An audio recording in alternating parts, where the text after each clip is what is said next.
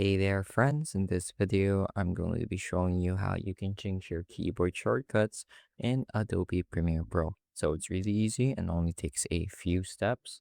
And what we're going to do is we're going to click on the edit button at the top of our toolbar at the top left.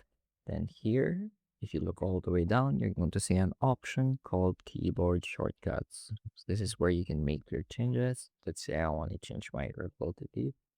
Say I want to have this by default set to delete. Then that's all I have to do is click on it and press the button I'd like to replace it with. So we also have ripple trim and ripple trim next edit, ripple trim previous edits. These are really useful as well.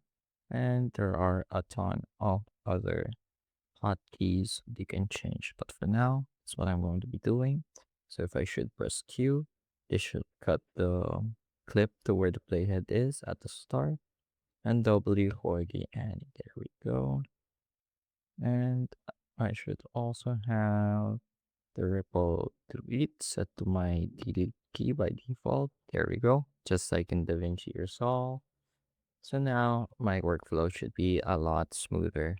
Feel free to change any other keyboard shortcuts you might find useful, and don't be afraid to experiment with them. So that's it for this video. I hope I was able to teach you something new and something useful. And as always, thank you for watching.